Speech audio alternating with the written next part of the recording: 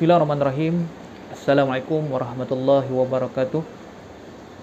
Alhamdulillahilladzi arsala rasulahu bil huda wa dinil haqq liyuzhirahu 'alad dini kullih walau karihal musyrikun. Asyhadu an la ilaha illallah wahdahu la syarikalah wa asyhadu anna Muhammadan abduhu wa rasuluh. Allahumma salli wa sallim wa barik ala habibina Muhammad wa ala alihi wa sahbihi wa man tabi'ahum bi ihsanin ila yaumiddin, amma ba'd. Baiklah, pertamanya ingin saya bertanya kepada adik-adik peserta kem Dai Pena Muda ataupun di Pena Muda secara dalam talian sekolah-sekolah Kementerian Pendidikan Malaysia Zon Timur peringkat kebangsaan tahun 2020, adakah anda telah bersedia? Saya jangkakan adik-adik semua telah bersedia. Pastikan minda kita bersedia, badan kita bersedia, kita duduk dengan elok. Pastikan ada buku catatan di tepi berserta dengan alat tulis, kerana lepas ini anda akan bersama dengan saya dalam slot menulis aset ke syurga. Apabila kita membicarakan tentang topik ini, iaitu menulis aset ke syurga, sebenarnya kita tidak boleh lari dengan tanggungjawab ataupun taklifan yang telah diberikan oleh Allah Subhanahu Wa Taala kepada kita semua, seperti mana dalam surah An-Nahl ayat 125 Allah Subhanahu Wa Taala berfirman, A'udzubillahi minasyaitonirrajim, Bismillahirrahmanirrahim, Ud'u ila sabili rabbika bil hikmah wal mau'izatil hasanah wajadilhum billati hiya ahsan. Sadaqallahu azim. Ayat ini bermaksud, maka serulah ke jalan Tuhanmu, yakni wahai Muhammad, dengan hikmah kebijaksanaan dan nasihat pengajaran yang baik, dan berbahaslah dengan mereka dengan cara yang lebih baik.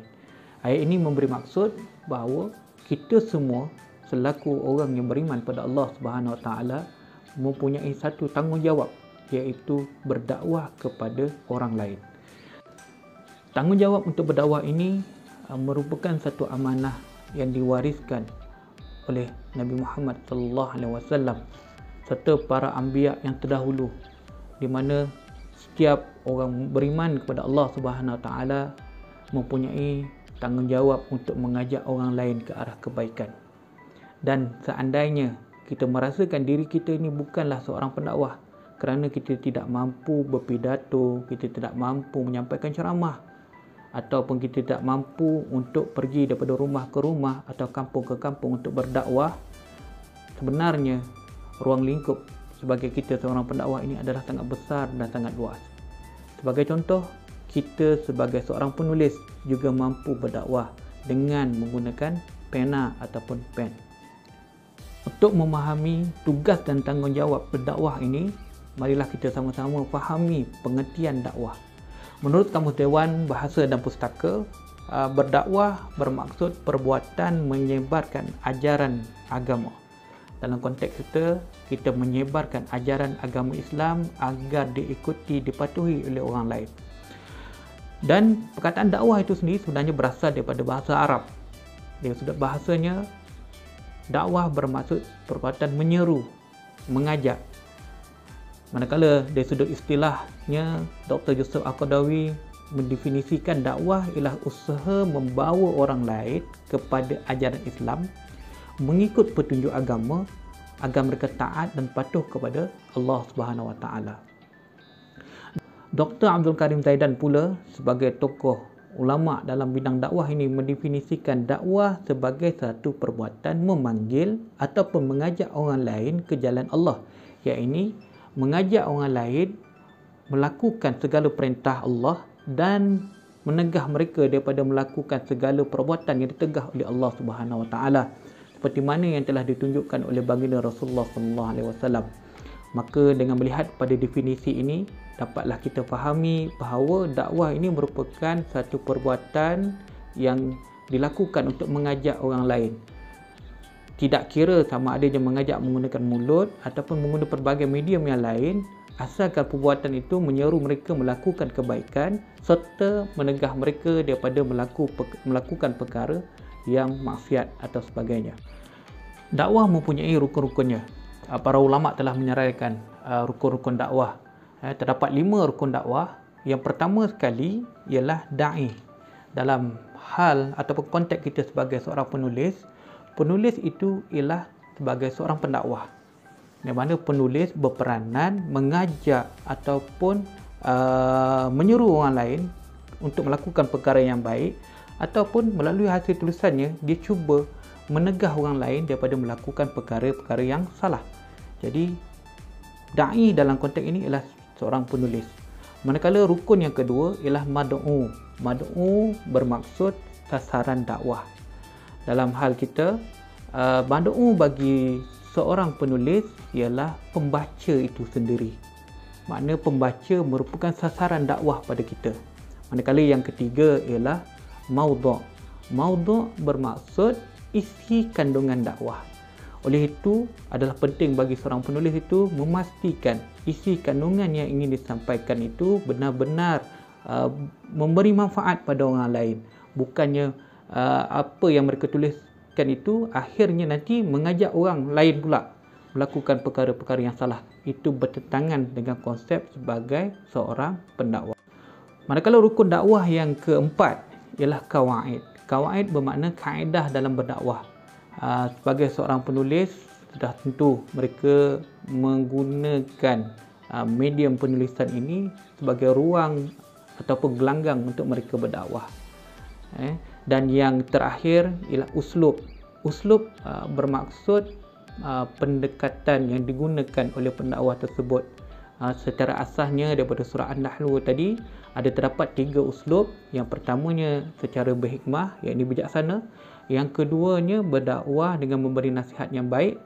Dan yang ketiganya berdakwah dengan cara berdebat dengan yang baik. Maknanya ketiga-tiga uslub inilah yang kita akan gunakan dalam menghasilkan karya kita, supaya karya kita itu nanti bukan sahaja dibaca oleh orang, bahkan ianya mampu merubah diri mereka ke arah yang lebih baik. Baiklah adik-adik sekalian, di sini bermakna bahawa kita mempunyai satu tanggungjawab yang sangat besar.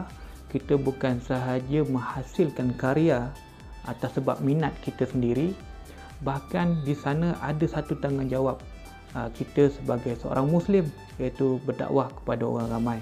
Jadi kita dalam masa sama, maknanya kita menghasilkan 2 perkara dalam satu masa yang sama. Kita buat satu perkara kerana kita minat, dan satu lagi dalam masa yang sama kita juga mendapat pahala daripada apa yang kita lakukan tersebut. Sekarang cuba adik-adik semua bayangkan, di akhir program ini nanti adik-adik semua menghasilkan karya. Karya dengan harapan dia mampu memberi inspirasi kepada orang lain. Dan seterusnya, apabila karya ini telah siap, dia dibaca oleh ramai orang, bukan sahaja daripada kalangan rakan ataupun ahli keluarga kita, guru dan sebagainya, tetapi dibaca oleh ramai orang. Dan ada di antara mereka yang membaca karya kita ini tersentuh hatinya, dan akhirnya daripada karya tersebut mereka berubah menjadi orang yang baik.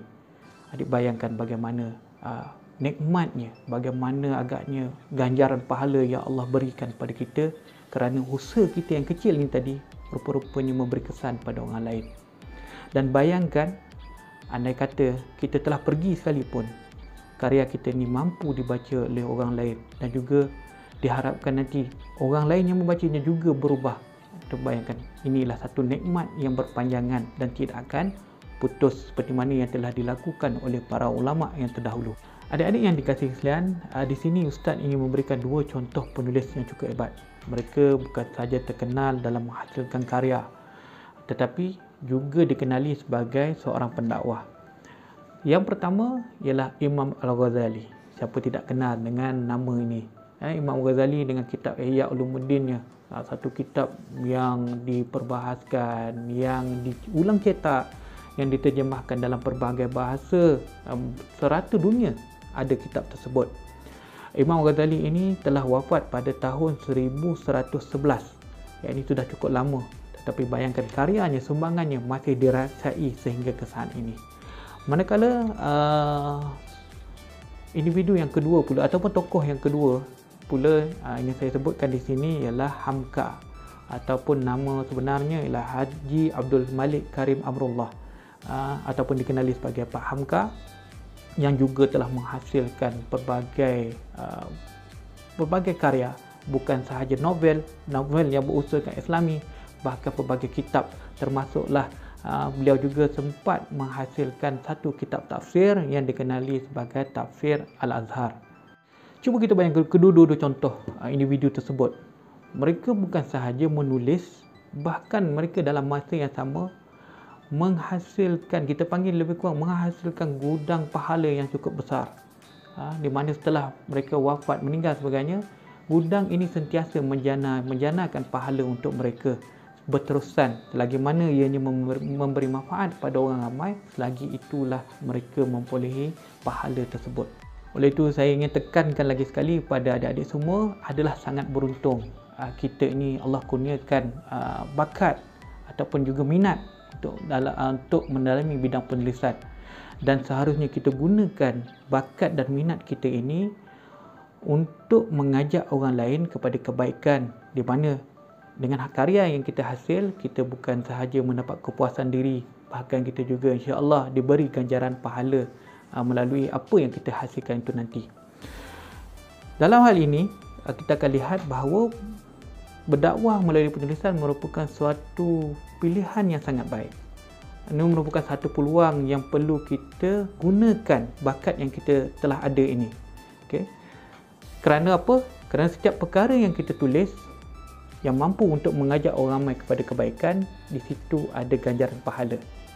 Yang kedua, hasil karya yang kita gunakan untuk berdakwah ini dia bersifat lebih panjang masanya berbanding sekiranya kita berceramah kepada satu kelompok. Satu kelompok mungkin sasaran dakwahnya hanya sekitar itu saja, tetapi ketika berdakwah melalui penulisan, manfaatnya boleh diterima oleh ramai orang dalam tempoh yang lebih lama lagi. Berdakwah melalui tulisan juga menyebabkan ia merupakan satu saham ataupun kita sebutkan aset, di mana aset ini sentiasa menjanakan pulangan yang lumayan.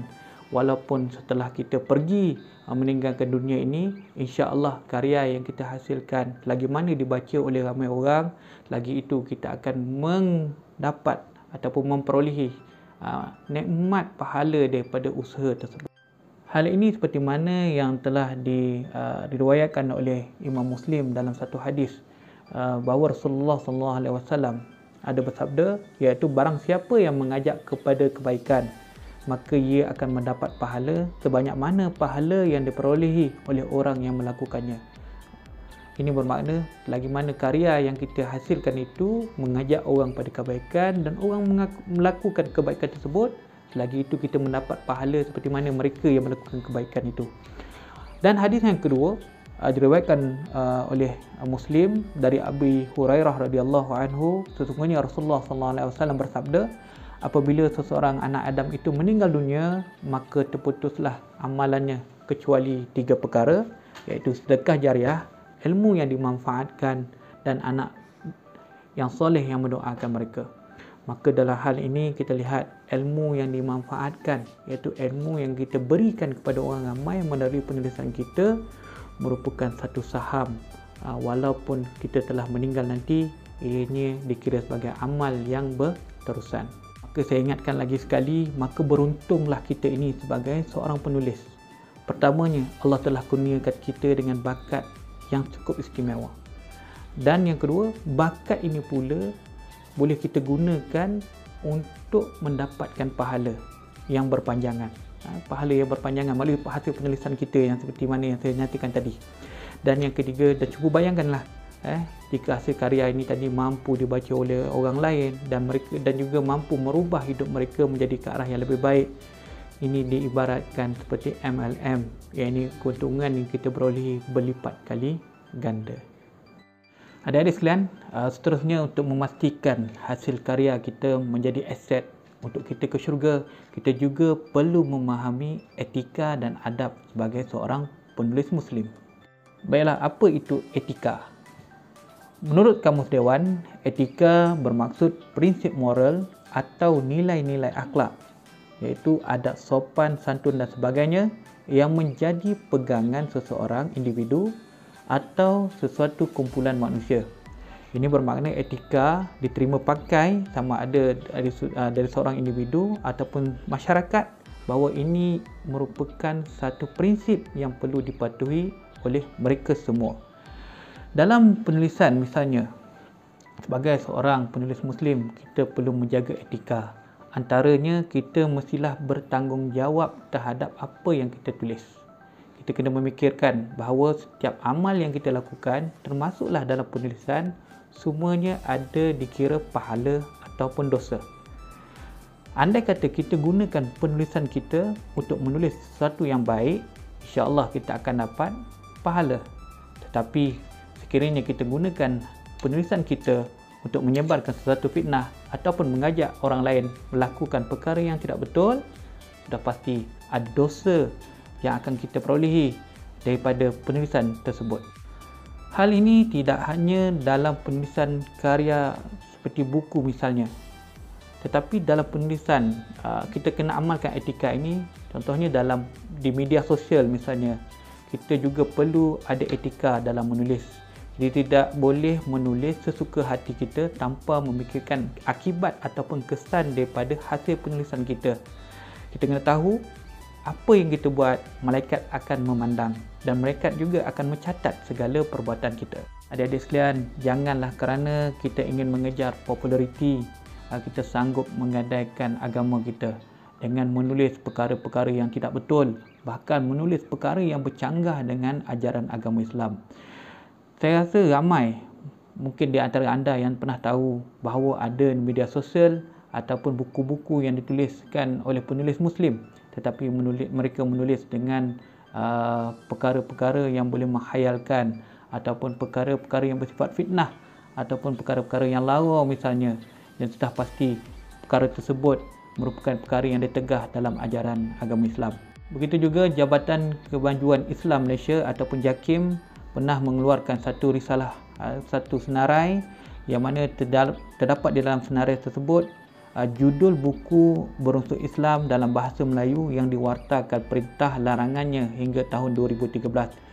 Daripada senarai tersebut ada pelbagai buku dalam bahasa Melayu yang ditulis merupakan ajaran-ajaran yang bertentangan dengan ajaran Islam, ataupun buku yang ditulis merupakan hasil karya yang diterjemahkan tetapi sebenarnya tidak sesuai, bahkan dia mengajak orang lain melakukan perkara yang bercanggah dengan akidah dan juga akhlak sebagai seorang Muslim. Seterusnya, etika kedua yang ingin saya tekankan di sini ialah sebagai seorang penulis Muslim, kita hendaklah bersikap amanah, tidak mencuri hasil karya orang lain.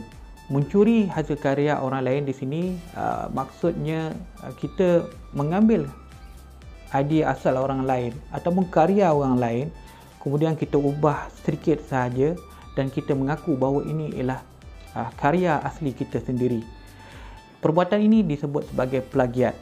Menurut Kamus Dewan, plagiat ialah hasil mencedok karya atau tulisan orang lain yang disiarkan kembali sebagai karyanya sendiri. Perbuatan ini sebenarnya banyak, bahkan dalam satu akhbar di berita harian ada melaporkan hampir setiap tahun dunia sastra tanah air bergegar dengan kes plagiat, termasuk novel Lapaskan Cintamu karya Aida Adriani yang dihasilkan pada 2006 tetapi telah diterbitkan semula menjadi judul lain pada tahun 2015.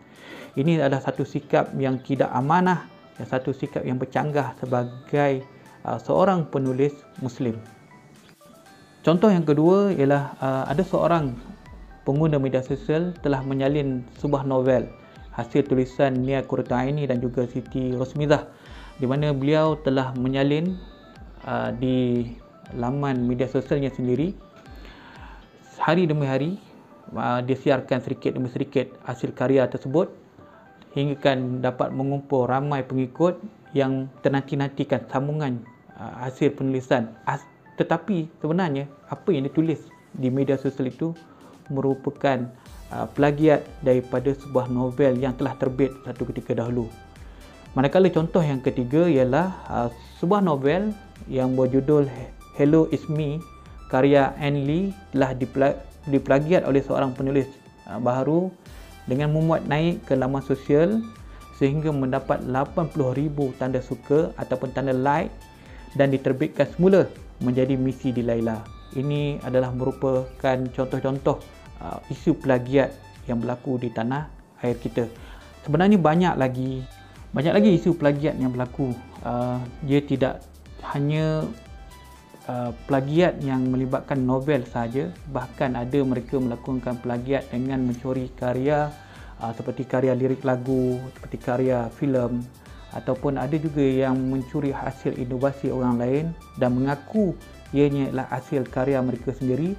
Ini juga dianggap sebagai plagiat, dan plagiat sama kedudukannya dengan perbuatan mencuri. Kerana menurut pandangan Islam, harta intelektual juga dikira sebagai harta. Ia dikategorikan sebagai harta yang tidak berjasad ataupun harta maknawi. Oleh itu, harta intelektual adalah tertakluk kepada peraturan-peraturan yang berkaitan dengan undang-undang ciptaan manusia dan juga tertakluk kepada hukum syarak. Oleh itu, perbuatan memplagiat dianggap sebagai perbuatan mencuri. Apalah yang nak kita banggakan sekiranya kita mendapat pelbagai anugerah ataupun hasil karya kita yang kita curi itu diterima dan disukai oleh ramai orang, tapi hakikatnya sebenarnya itu ialah karya orang lain yang kita curi. Sangat memalukan. Bahkan sekiranya ada imbuhan yang diterima hasil daripada memplagiat itu tadi, ataupun anugerah yang kita terima hasil daripada plagiat itu tadi, ia merupakan hasil curi dan berdosa hukumnya. Kita bermuhasabah, amalkan etika dalam penulisan kita. Kita tidak menulis perkara yang bercanggah dengan agama. Yang keduanya, kita bersikap amanah dan jujur dengan hasil penulisan kita. Kita tidak mencuri ataupun mengambil karya orang lain dan mengaku ia adalah karya kita sendiri. Adik-adik sekalian, seterusnya kita akan lihat pula adab-adab yang adik-adik semua boleh amalkan sebagai seorang penulis Muslim.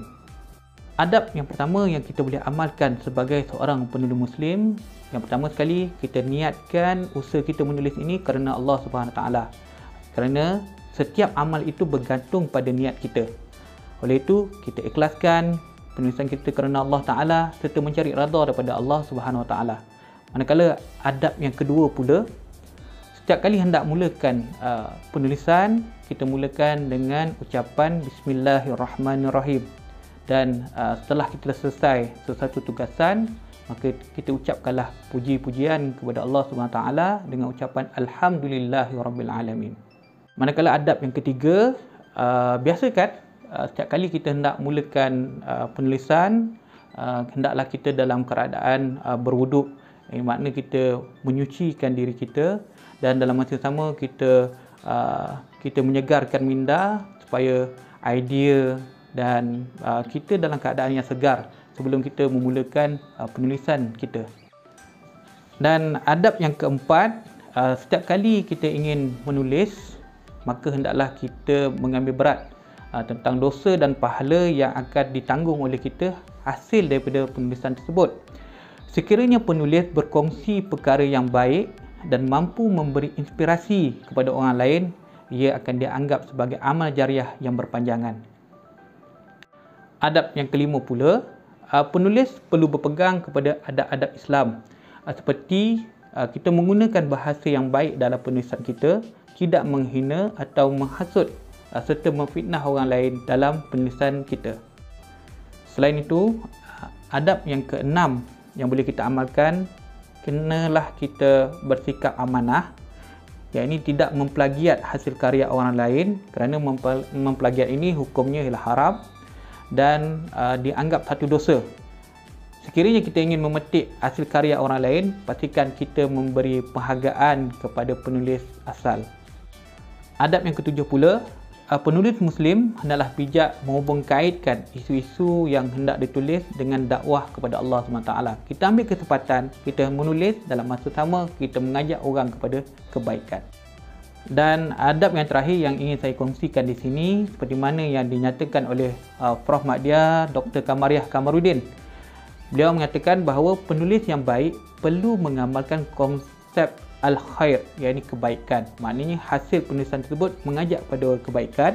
Yang keduanya al-haq, untuk memastikan apa yang ingin disampaikan itu ialah satu kebenaran. Dan yang ketiga ialah al-jamal, iaitu keindahan. Maknanya kita hasilkan karya yang puitis, yang mampu menarik minat orang untuk membaca. Dan ini merupakan adab-adab yang boleh kita amalkan dalam penulisan kita sebagai seorang penulis Muslim. Dan untuk yang terakhir, saya ingin kongsikan satu tips kepada adik-adik semua dalam kita ingin menulis kisah inspirasi ini. Sekiranya adik-adik ketanusan ada, saya boleh cadangkan kepada anda semua untuk memikirkan mungkin ada satu peristiwa, sama ada berlaku pada diri kita sendiri ataupun peristiwa yang berlaku pada orang lain dan kita tahu di mana peristiwa ini mempunyai pengajaran, ataupun apabila dia berlaku pada diri kita misalnya, kita rasakan dia meninggalkan satu kesan yang sangat mendalam. Kerana apa? Kerana pengalaman setiap orang mungkin sama, tetapi penilaian terhadap pengalaman tersebut adalah sangat berbeza.